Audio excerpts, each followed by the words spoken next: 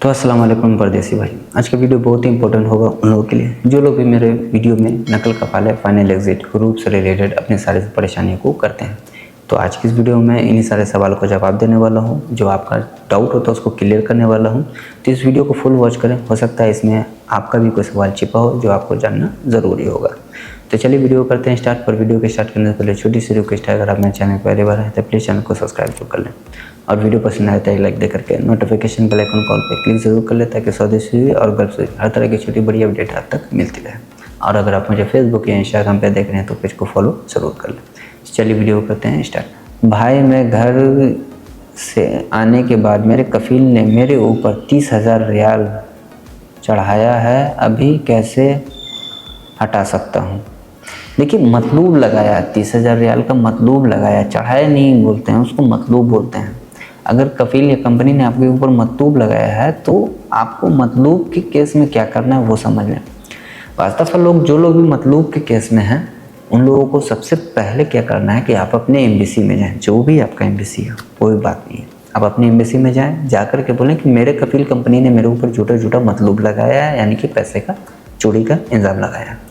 तो उस केस में ये होगा कि आपका एम्बेसी एक पेपर तैयार करेगा और पेपर तैयार करके मकतब अमल में मेल करेगा, वहाँ पे आपका हेयरिंग होगा। अगर कफील कंपनी के पास कोई प्रॉपर डॉक्यूमेंट्स है जिसमें आपने साइन किया है, थंब किया है और उसमें अमाउंट लिखा हुआ है, अगर वो शो कर देता है तो फिर तो जितने अमाउंट का आपको मतलब लगा वो तो आपको देना पड़ेगा।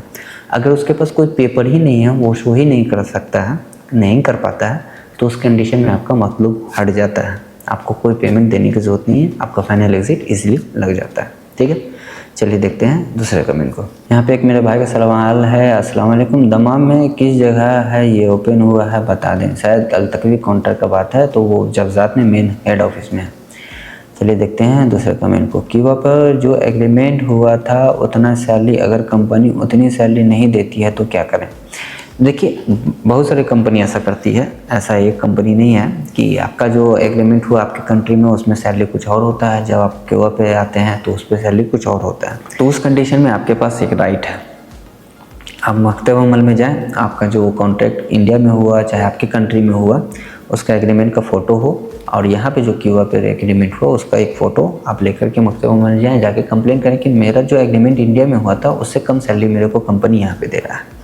तो उस कंडीशन में आपका कंप्लेंट चलेगा, आपका 1-2 हेयरिंग होगा और इंशाल्लाह आपके हक़ में फ़ैसला आ जाता है तो आपको सैलरी वही मिलेगा। ठीक है, इसके अलावा कोई रास्ता नहीं है। ठीक है, चलिए देखते हैं दूसरे कमेंट को। अस्सलाम वालेकुम, क्या भाई आप तो हमारे मैसेज तो सुनते भी नहीं हैं, जवाब भी नहीं दे रहे हैं, आप अपना नंबर सेंड कीजिए भाई, आपसे बात करनी है हमको। तो देखिए, मैंने इसी चीज़ के लिए, क्योंकि बाज़ दफ़ा लोग जो कमेंट करते हैं उसका जवाब मैं नहीं दे पाता हूँ, तो इसी के लिए मैंने एक सिस्टम चालू किया आप लोगों के लिए कि मैं डेली यूट्यूब पे लाइव स्ट्रीम करता हूँ सऊदी के टाइम से रात के 9 से 10। तो भाई नंबर की ज़रूरत नहीं है, आप फ्री ऑफ कॉस्ट मुझसे बात कर सकते हो। यूट्यूब पे स्ट्रीम पे ऐड हो जाओ, ऐड होकर के बात करो, फ्री सर्विस है, उसका कोई चार्ज नहीं है। आप फ्री ऑफ कॉस्ट मुझसे बात करो, इंशाल्लाह सारा तरीका भी बताऊंगा, जो तरीक़ाकार होगा वो भी बताऊंगा, जहाँ तक मुनासिब होगा मैं आपका हेल्प भी करने का कोशिश करूँगा। ठीक है, चलिए देखते हैं दूसरे कमेंट को। यहाँ पे एक मेरे भाई का सवाल है, भाई मेरे कफील ने हुदूद नंबर पर हुरूफ लगा दिया है, क्या करना चाहिए? देखिए, हुदूद नंबर नहीं, बॉर्डर नंबर होता है। अगर कफील कंपनी ने आपके ऊपर बॉर्डर नंबर से हुरूफ लगाया तो सबसे पहले आप मकतब अमल दौरो, एम्बेसी दौरो, लीगल फाइनल एग्जिट लगाना है तो वहीं से आपका फाइनल एग्जिट लगेगा। अगर 60 दिन क्रॉस हो चुका तो फिर लीगल फाइनल एग्जिट नहीं लगेगा। फिर आप कहीं से भी एम्बेसी से भी अपना फाइनल एग्जिट लगवा सकते हो, एजेंट वगैरह का चक्कर है तो उससे भी लगवा सकते हो। लेकिन अगर लीगल फाइनल एग्जिट चाहिए तो 60 दिन कंप्लीट नहीं होना चाहिए। आप फ़ौरन एम्बेसी जाओ, एम्बेसी से जाके पेपर बनवाओ, उसके बाद आप फौरी तौर पर जाओ जब मकतब अमल, वहाँ जाओ, जाके पेपर सबमिट करो, फिर वहाँ से एक टोकन नंबर इशू होगा, आप जवजात जाओ, जवजात में जाके टोकन नंबर दिखाओ, आपका फाइनल एग्जिट लीगल मिल जाएगा। अगर 60 दिन कंप्लीट नहीं हुआ तो 60 दिन कंप्लीट हो गया तो फिर लीगल एग्जिट तो भूल ही जाओ, फिर 3 साल 5 साल का बैंड लगेगा ही। ठीक है, चलिए देखते हैं दूसरे कमेंट को। यहाँ पे एक मेरा भाई का सवाल है, भाई मेरा क्यूबा अकाउंट में कोई भी कॉन्ट्रैक्ट शो नहीं हो रहा है और इकामा भी 1 महीने बाद एक्सपायर हो जाएगा, सिर्फ 3 महीने का इकामा बनाता है हमारी कंपनी, फिर क्या ऐसे टाइम में नकल कफाला करवा सकता हूँ ना? अगर करवा सकता हूँ? इकामा एक्सपायर होने के बाद कितने दिन के अंदर नकल कफाला करवा सकता हूँ, प्लीज़ बताएं। देखिए, अगर आपका इकामा एक्सपायर हो जाता है, 3 दिन से ज़्यादा हो चुका है, फिर आप अपना नकल कफाला ले सकते हो, वो भी बिना कफील कंपनी के परमिशन के। कोई दिक्कत नहीं, उसमें आपको परमिशन की ज़रूरत नहीं है, आपको कॉन्ट्रैक्ट फॉलो करने का ज़रूरत नहीं है, उसमें आपका 1 साल हुआ है नहीं हुआ कोई ज़रूरत नहीं है। अगर आपका इकामा एक्सपायर है, 3 दिन हो चुका है, आप अपना नकल कफाला कहीं भी ले लो, कोई दिक्कत नहीं है। ठीक है, चलिए देखते हैं दूसरे कमेंट को। यहाँ पे एक मेरे भाई का सवाल है, हमारा इकामा और फाइनल एग्जिट दोनों ही ख़त्म हो गया है क्योंकि केस चल रहा था, केस भी ख़त्म हो गया है, अब क्या करें? लीगल तरीक़ा से घर कैसे जा सकते हैं? लीगल तरीक़ा से तो नहीं जा सकते हैं, लेकिन हाँ एम्बेसी के थ्रू जाएंगे तो वो लीगली होता है, लेकिन उसमें आपको बैंड लगेगा। अगर आपका इकामा एक्सपायर, फाइनल एग्जिट एक्सपायर, दोनों एक्सपायर है तो 1000 रियाल का फ़ाइन आएगा, वो पे करेंगे तो आपका फाइनल एग्जिट इशू हो जाएगा फिर से, और आप चले जाओगे, लेकिन लीगल नहीं जाओगे, उस पर आपको कुछ साल का बैंड लगेगा। ठीक है, चलिए देखते हैं दूसरे कमेंट को। यहाँ पे एक मेरे भाई का सवाल है, भैया एग्रीमेंट ख़त्म होने में 6 महीना बाकी है और इकामा ख़त्म है, नकल कफाला ले सकता हूँ? बिल्कुल ले सकते हैं। अगर आपका एग्रीमेंट बाकी है और इकामा एक्सपायर हो चुका है तो फिर आपको कॉन्ट्रैक्ट फॉलो करने का ज़रूरत नहीं है, आप अपना नकल कफाला लो, कोई दिक्कत नहीं, किसी से पूछने की ज़रूरत नहीं, किसी का परमिशन की ज़रूरत नहीं, इसलिए आपका कफाला हो जाएगा। ठीक है, चलिए देखते हैं दूसरे कमेंट को।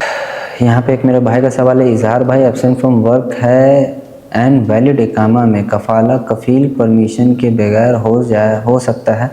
नहीं, एब्सेंट फ्रॉम वर्क है, अगर आप कफाला लेते हो कफील कंपनी राज़ी है तो फिर बिना परमिशन के होगा, लेकिन अगर आप चाहते हो कि वैलिड इकामा हो और हुरूफ हट जाए तो फिर हुरूफ हटने के बाद वैलिड इकामा होगा तो फिर परमिशन का जरूरत पड़ेगा। अगर हुरूफ है कंटिन्यू वैलिड इकामा, कोई दिक्कत नहीं, बिना परमिशन के होगा, लेकिन कफील कंपनी राज़ी हो जाए हुरूफ की कंडीशन में आपका नकल कफाला लेने के लिए, तब हो सकता है, ऐसे नहीं होगा। ठीक है, चलिए देखते हैं दूसरे कमेंट को।